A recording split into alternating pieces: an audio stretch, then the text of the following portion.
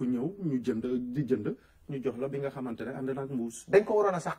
encadré te jàpp naa ne loolu ministère dana ci jël ay matuwaay mooy mu bañ a nekk loo xamee ne rek day nekk wutukaayu xaalis parce que fi mu ne nii il faut ñu wax nit ñi ne tolluñu ci wutu xaalis dañu toll ci guerre boo xam ne dañu war a jàppale réew mi mu génn ci situation bi maanaam waruñu cee profité ngir feesalte suñuy poos wala wut ci koom wut koom baax na mais bu fekk dem nañ sax ba gis naa ñoo xamee ci masque yi maanaam boo ñëwee dañ lay bàyyi nga natt bi la jot waaye léegi boo nattee masque jotu la nga nattaat masque jotu la nga nattaat masque jotu la yow bàyyi ci masque boobu jàngoro ji keneen ñëw ñu jaay ko mu yóbbu ko këram yaa ngi koy lor. Ismaïla wax ji rafet na d'un moment à l'autre ñu dem ministère de la santé ñu wan leen rek li nga xamante ne moom moo fa am ñu dellu war a mën a découvrir li nga xamante ne mooy pupitre bi yéen a ngi koy gis ñu bind ci ministère de la santé et de l'action sociale ñuy xaar soit ministre bi soit directeur de cabinet soit ki nga xamante ne mooy Marie Khemesse Ngom Ndiaye di directeur général de la santé donc ñu koy gis France également ki nga xamante ne mooy Jérôme Salomon bu mbir mi amee moom mooy taxaw expliquer donc sa place justifie amplement donc mu war a taxaw ci pupitre bi defoon na ko bërki démb donc bu ñëwaatee tey tamit du ñu bett ci mbir mi la tout est question d'organisation de comité unité nationale moo war a am yëkkati woon nañ kàddu waxaat ko kenn waruñoo divertir benn ennemi commun nañu am moom mooy coronavirus na Sénégal yëpp ànd xuus ci xeexam coronavirus. Issa da nga wax lu am solo kenn waruñoo divertir parce que bu fekkee ne dañ ne dañuy dem guerre kenn ku ne ñu jox la arme dajale nit ñi ne diw mooy jiitu fan la ñuy jaar dañ naan leen stratégie bi lañ adopté ñun ñëpp nañ ci ànd mooy divertir boobu dafa nekk lu am solo moo tax démb def naa benn cri de cœur mooy dund baax na. lekk baax na parce que nit ñi dafa mel ne dañoo bëggoon a fàtte li nga xam ne mooy virus bi jublu ci saakoy ceeb yi ci diwlin gi baax na maanaam nit ñi faaw ñu lekk faaw ñu naan waaye bu ñu topp xëccoo ceeb bi ak xëccoo diwlin gi ba dévier li nga xamee ne moom mooy objectif bi parce que objectif bi d'accord ceeb bi ak diwlin gi baax na ci waaye mu nekk loo xamee ne ba niñ koy joxee sax ndax des fois nga romb foo xam ne da ngay laaj ñu ne la ndimbal la ñuy joxe ndimbal la ñuy joxe dañuy tere mbooloo tere ràbbaloo gi da ngay gis mbooloo mu bari ñoo xam ne dañuy ñëw taxaw ne ñun kat ndimbal la ñuy jël si wala fii dañ fiy joxe ndimbal mu nekk loo xam ne même ñu koy joxe nañ ko gën a organiser ba nga xam ne mbooloo mi duñu daje foofu. waaw élus locaux yi ñu ngi ko doon waxtaane léegi seen implication ci biir mbir mi gisoon nañ ne semaine bi passé neewoon nañ ñu mobiliser nañ 1,6 milliard te semaine bu ci deet dinañ ko gën a yokk donc je pense que d'un moment à l'autre que voilà mi ngi noonu. Bonjour, mesdames, messieurs. Je m'en vais vous lire la situation de l'épidémie de Covid-19 au Sénégal. Ce jeudi 16 avril 2020, le ministère de la Santé et de l'Action sociale a reçu les résultats des examens virologiques ci-dessous. Sur 435 tests réalisés, 21 sont revenus positifs. Il s'agit de 19 cas contacts suivis par nos services, 2 cas issus de la transmission communautaire. 4 patients hospitalisés ont été contrôlés négatifs et déclarés guéris. L'état de santé des patients hospitalisés est stable. À ce jour, 335 cas ont été déclarés positifs, dont 194 guéris, 2 décédés, 1 évacué et donc 138 sous traitement. Le ministère de la Santé et de l'Action sociale exhorte les populations au respect scrupuleux des mesures de prévention individuelle et collective. Je vous remercie. maa ngi ñëw di leen di jottali lim bi nga xamante ne suñu dëkk Sénégal am na ko ci mbas mi ñuy wax Covid-19 ci bésu tey bi du fukki fan ak juróom benn ci weeru avril 2020 ministère de la santé et de l'action sociale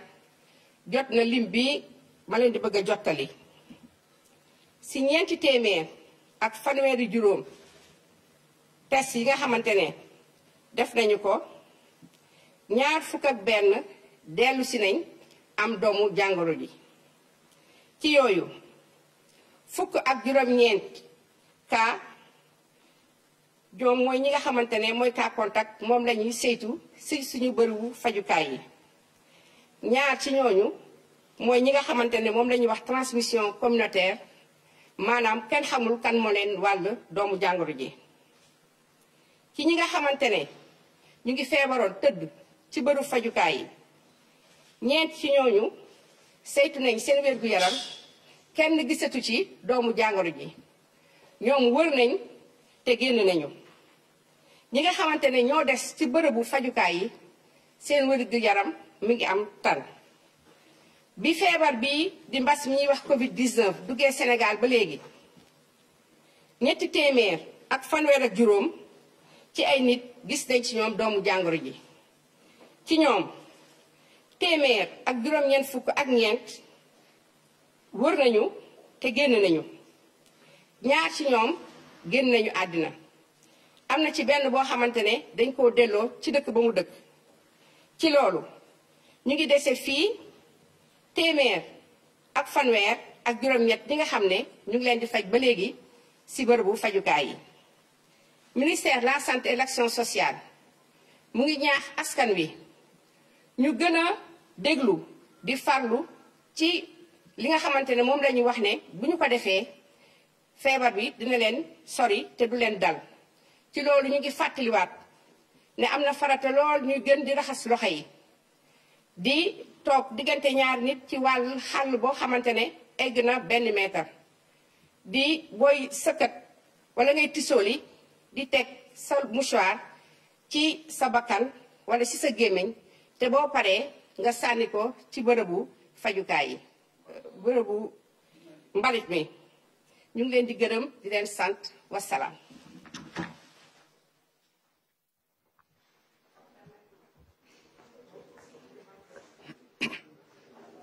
Bonjour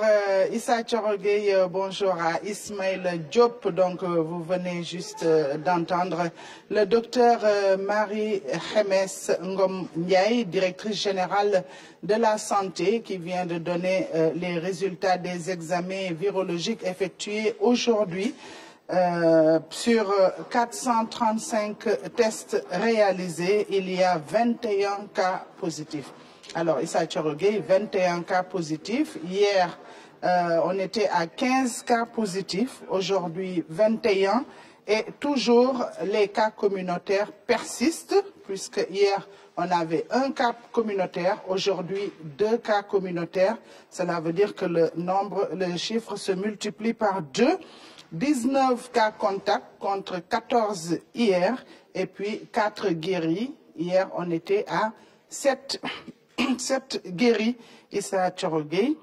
ce qui fait un total donc de 335 cas positifs depuis le 2 mars 2020, 194 guéris, 2 décédés, 1 évacué et toujours des malades dans nos hôpitaux et ils sont au nombre de 138. Ñu bamtu ko donc ci wolof Issa Thioro Gueye, Ismaïla Diop. Tey ñu def 450 ci ay test yu ñu réalisé ci test yooyu nag 21 ñoo nekk ay cas positif 21 démb ñu ngi yoon ci 5 tey 21 loolu muy wane ne feebar baa ngi fi ba léegi ñu am fukki cas yu manqué benn ñoom ñoo nekk ay cas contact démb ñu ngi woon ci 14 ñu amoon benn cas communautaire démb tey ñu nekk ci 2 cas communautaire mu mel ni kon cas communautaire yaa ngi continuer di wéy di am ci suñu dëkk bi mu indi nag mu war a nekk nag loo xam ne lu jéggi dayo la ñeenti patient ñoom ñoo wér démb ñu ngi yoon ci 2 patient yu wér tey ñeent kon nag Issa Thioro Gueye bu ñu xaymawee depuis le 2 mars 2020 bi feebar bi duggee fii ci dëkk bi docteur Marie Khemesse Ngom Ndiaye, directrice générale de la santé nee na ñu ngi ci 350 cas positif ñoo xam ne dañu am doomu jàngoro bi mu am 200 yu manqué benn ñoom ñoo wér mu am 2 ñu génn àdduna kenn ku ñu yóbbu dëkkam mu am téeméer ak fanweer ak juróom-ñett patient yoo xam ne ñu ngi toujours ci hôpitaux yi ñu ngi leen di fekk ñu dellu rek di ñaaxaat askan bi ñu utiliser geste barrière yi bañ a joxe loxo bañ a nekk ci ay bërëb yoo xam ne ñu bëri dinañ fa nekk maanaam espace réduit mu bëri fa nit ñuy raxas loxo yi ak saabu di utiliser gel yi ba pare di wàññi lu bare dem bi ak dikk bi Issa Thioro Gueye. waaw Françoise liggéey bi rafet na première question bi ñu lay posé avant ñuy ñëw ci cas communautaire yi mooy ci seetlu mooy nombre de tests yi dañu augmenté.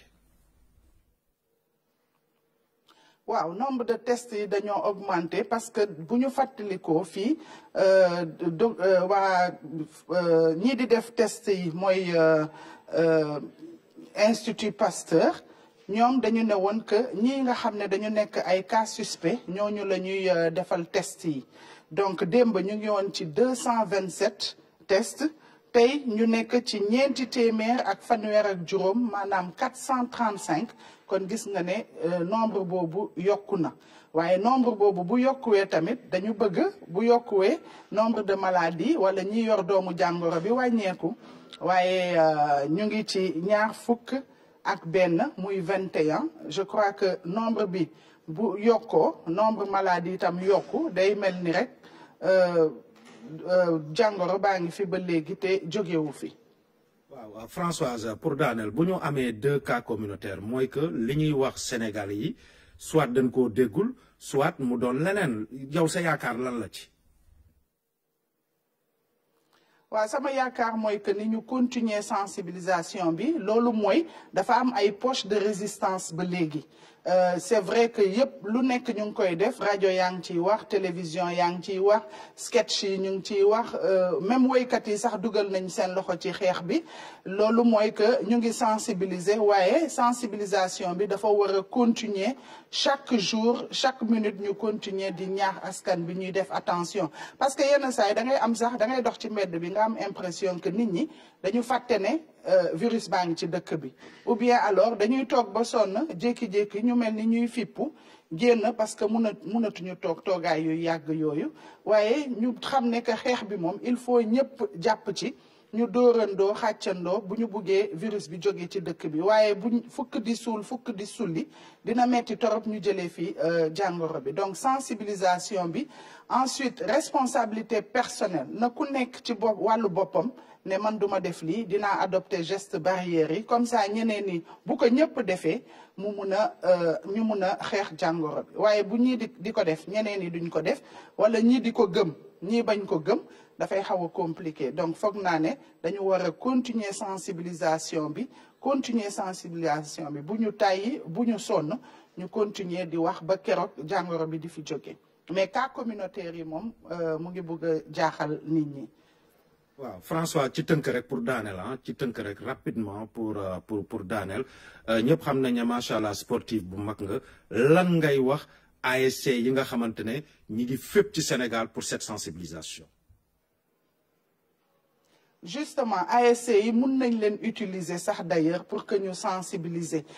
ñu jël par exemple commission organisation wala sax sportif yi joueurs yi ci seen bopp ñuy def ay message parce que gis nañu message yu fédération sénégalaise de football gis nañu message yu wéykat yi gis nañu message yu catégorie bu nekk ci dëkk bi waaye il faut que footballkat yi ci seen bopp ñu gën a dugg ci xeex bi di def ay sensibilisation comme ni ko woykat yi di def évidemment mënuñu woy mais mun nañu au moins di joxe ay message de sensibilisation te ñoom ci seen bopp ñu arrêté di dem ci booru plage bi di football wala ci espace ouvert yi di fa football à des heures yoo xam ne même heure yi sax waxuñu ko mais dajaloo bi ci boppam sax la ñuy bañ donc bu ñuy def sport xëy na ñu def ko ñoom kenn wala ñu toog seen biir kër yi di def sport mais ñu bàyyi dajaloo bi aussi te ñoom aussi ñu bokk ci xeex bi je pense que loolu buñ ko defee sportif yi wala ñi bëgg sport dinañu comprendre message boobu te dinañ leen topp ci li ñuy wax pour que ñu def ko muy geste barrière yi. waaw François liggéey bi rafet na ñu ngi lay xaar fii war a mën a développer actualité boobu yooyu yëpp si suñu édition yi ak magazine yi nga xamante ne moom nañuy amal tey di la jaajëfal di wax ne jàmbaar dëgg nga macha allah. Ismaïla dégg nañ Françoise muy addu ci sportif yi yow yi tamit lan ngay wax ñi nga xamante ne ñooy bàjjanu gox yi wala maire yi nga xamante ne war nañ mën a gën a organiser nit ñi ci gox-goxaat yi pour ñu xeex li nga xamante ne mooy cas communautaire yi. waaw xam nga ñun am nañu sens mooy sens bi ñu am sens nag boo ko amee da nga koy exploité sens bi ñu am mooy suñu société ni ñu ko móolee mooy am nañu ay kilifay diine am nañu labbe bi ci wàllu kër labbe am nañu ba ci njaboot gi parce que kër goo dem da nga fa fekk borom kër te danañu ko déglal da nga fa fekk koo xamee ne ca koñ ba danañ ko déglu muy délégué de quartier bi muy maire bi mais fi ñu toll nii coow li mooy ñooñu nag ñoo war a yëkkati seen kaddu mooy yaa ngi koy wax léegi Françoise ne ko est-ce que ñun kon li ñuy wax dafa fekkul loo xam ne nit ñi kon est-ce que dégg nañu nit ñi dégg nañ la bu baax a baax a baax mais coow li mooy da nga soxla ci guddi yi ñu toll nii ci cas communautaire yi relais boobu nag moom mooy base bi mooy imam bi mooy délégué de quartier bi mooy bàjjenu gox yooyu nga wax mais mooy borom kër gi parce que borom kër gi jàpp naa ne li ci jiitu mooy mu sàmm njabootam aar njabootam taxawu njabootam expliquer leen li nga xamee ne donc moom mooy danger yi nga xamee ne moom moo ci ne ñaareel bi mooy maire yi ñoom it ñu gën a ràbbaloo mais ASC yi comme ni nga ko wax am na ñuy wax ay porteurs de voix yooyu ñooñu ñëpp ñu yëkkati seen kàddu parce que xeex bi léegi mbirum communauté la. donc à la base la à la base la boo xoolee tey xoolal pression bi ñu yanoon état bi fi ne nii bu ñu waxante dëgg état bi pression bi mu yan woon moo ngi wàññeeku parce que li nga xam ne responsabilité état la moo ngi def na ci li mu ci waroon a def li ci ëpp am na ci loo xam ne nag peut-être que continuité la ak suivi boo xoolee xeex bi bu njëkk bi da nga daan dégg li ñu daan waxee président de la république président de la république président de la république boo xoolee léegi dégg bi ngay am les gouverneurs les médecins donc loolu maanaam wax ji wàcc na ci suuf a suuf léegi nag waa Croix-Rouge yi ñoom it ñu gën a góorgóorlu ñoo ngi ciy bay seen waar ñu jar a encouragé lañ mais ñaareel bi aussi mooy takk der yi mooy boo demee tey fu mel ne Tëngéej mais bu guddee préfet bi du nelaw commissaire de police bi du nelaw parce que aussi dafa yor njaboot wàccee leen ci terrain bi kon ñooñu ñëpp nga xamee ne tey ñun ñoo war a jóg nag dimbale leen jàppale leen xeex bi ñu xeex ko li nga xam ne seetlu nañ ko muy ay manquement ñu gaaw góorgóorlu ci parce que dañu toll ci jamono joo xamee ne dañu war a xeex ak temps gaaw cas communautaire yi ñu fexe ni ñu koy wàññi li koy wàññi nag mooy raxasu booy xool léegi ñëpp a ngi raxasu mooy përngalu saabu bi wax naa ko démb ñuy ree nañ ci continuer mais nag isa fexe ba maanaam jàpp ne moo ngi ci man léegi sama problème mooy du ma ko wàllatee mooy takk masque war na taxaw ak distance suñu respecté jeex na gis nga boo seetloo isa tey raar nga gis ko nuyooti nit koo bëgg a nuyu sax mu bañ kon nuyoo gi moom am na luñ ci am mais cooli mooy wax ji parce que man boo ma jàkkaarloo yow di wax wala ma jege la di wax mën naa laa wàllu feebar bi wala yow nga wàll ma ko kon nañu jël distance ñi nga xam ne dem na fi ñuy dem wuti wuñ fa dara ñu toog bañ a dem fu ne nga dugg fa ñaareel bi mooy am na lu am solo mooy tëj gi ñu tëj région yi mais impact boobu peut-être que xëy na suba wala beneen yoon faaw ñu analyser ko xool faay yi nga xam ne tey moom moo des faay yi nag ci suñu biir la looy daanele li may daanele daal mooy gën a soññu nit ñi ñu gën a góorgóorlu ci geste barrière yi nga xam ne moom lañ leen digal te ñoo xam ne xeex bi léegi xeexu communauté bi la mooy feebar bi dafa jóge woon fële ñëw gane si gan nga ñibbi na kenn déggatul cas importé léegi nag dëkk bee fi ne dëkk bi mooy man yow ak ki nga xam ne moo ñu seetaan ba ci sama réalisateur Daba Kebe moom ci dëkk gi la wax moom na jóg ñu xeex yow nga jóg ma xeex man ma xeex keneen xeex ñu jëlee fi feebar bi. waaw gis nañ waaw léegi gis nañ ne nu mu tëdd am na ñoo xamante ne ñu ngi sàcc di jaar ci yoon yi si suuf ñooñu yëkkatil kàddu gu gàtt en 10 secondes nga jébbal leen ko ñu libéré antenne. loolu moom jàpp naa ne. nit bu doon ne day lor boppam kese mën naa lor boppam xam nga tey am na loo xam ne dañ koy wax naan diw daa xaru yow la concerné directement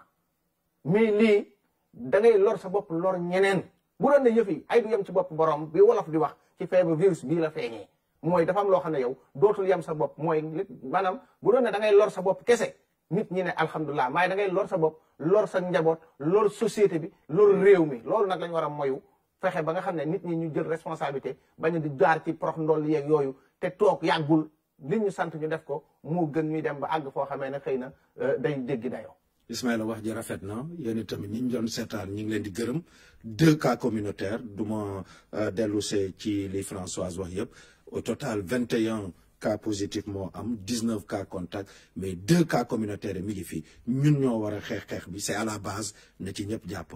coronavirus jóge fii jërëjëf ba subax jaam incha allah. ginnaaw amagul lu koy faat ñu faagaru to kër ga yaru nañu téye xale yi ci kër yi feebar bi du